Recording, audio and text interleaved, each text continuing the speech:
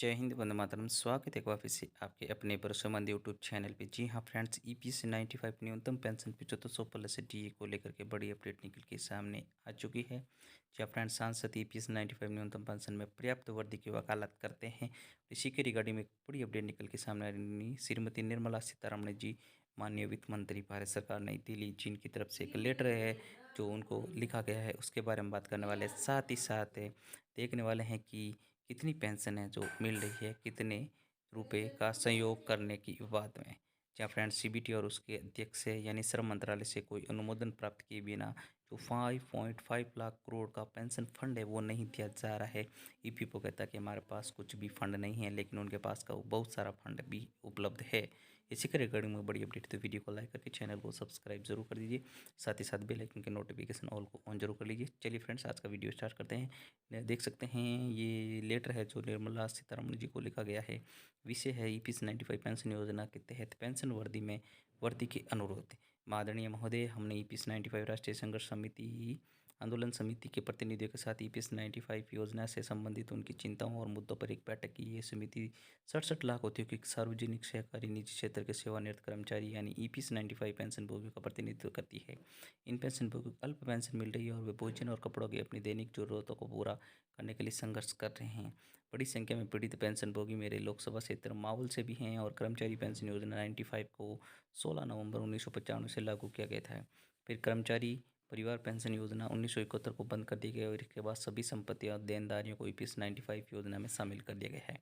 सभी सदस्यों को किसी अन्य योजना पेंशन योजना का विकल्प दिए बिना इस योजना में शामिल होने के मजबूर किया गया है। वही 1971 से पहले के कर्मचारियों को इस योजना में शामिल नहीं किया गया था, उन्हें ऐसा ही छोड़ दिया गया था। इस पुरानी ईपी ईपी ईएफपीएस से ईपीएस से 1997 स्कीम वैल्यू के कर्मचारियों को काटा गया पैसा आज लाखों में ईपीएस 95 स्कीम जमा मर्ज हो गया है। ईपीएस 95 पे में जबरन ईपीएस 95 में जबरन प्रवेश के बाद कर्मचारियों ने अपनी पूरी सेवा के दौरान केंद्र सरकार द्वारा जारी आदेशों के अनुसार पेंशन फंड में प्रति माह 417, 541 और 1250 रुपये का योगदान दिया गया है। आज प्रत्येक पेंशनभोगी द्वारा किए गए योगदान का मूल्य लगभग 15 लाख रुपए और अधिक है। हालांकि इन वर्ग पेंशन भोगियों को दी जाने वाली पेंशन केवल 1170 प्रति माह। आपको शायद ये एहसास होगा कि यह रकम इतनी कम है और इस रकम से बुजुर्ग संपत्ति की दवा और इलाज का खर्च भी पूरा नहीं हो सकता है।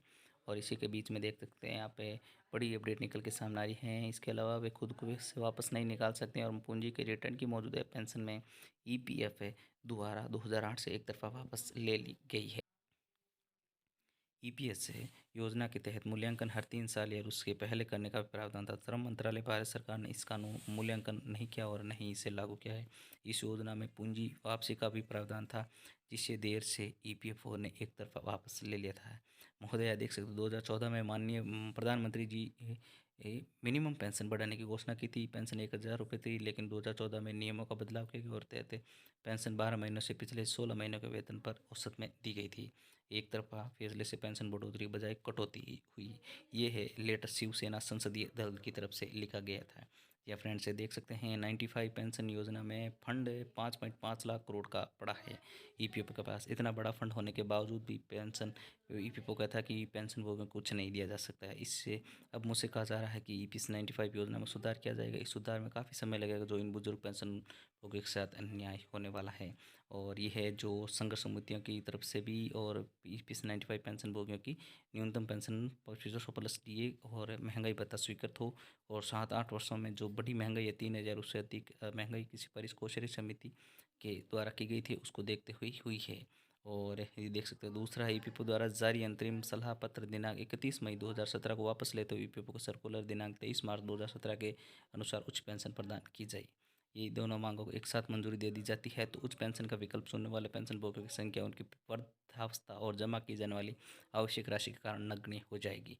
या फ्रेंड्स, पेंशन भोगियों की तरफ से ये दिया गया है कि ईपीएस 95 पेंशन भोगियों और जीवन साथी को मुफ्त चीज़ सुविधा भी देनी चाहिए और जो शामिल नहीं है उनको शामिल करके 5000 न्यूनतम पेंशन देना चाहिए। जहाँ फ्रेंड्स है 2000 लगभग 1200 दिनों से जो भूख हड़ताल चल रही है वो भी आज तक चल रही है और इसमें भी कोई बड़ी अपडेट निकल के सामने नहीं आ रही है। तो ईपीएस 95 पे राष्ट्रीय संघर्ष समिति की तरफ से भी मांग की जा रही है और बाकी पेंशन भोगी भी धरने प्रदर्शन किए जा रहे हैं जो पेंशन बढ़ोतरी को लेकर के। तो अब कुछ से पता चल सकता है लोकसभा चुनाव से पहले पहले। चलिए फ्रेंड्स, मिलते हैं नेक्स्ट वीडियो में नए अपडेट के साथ। तब तक लीजिए हिंद, जय भारत।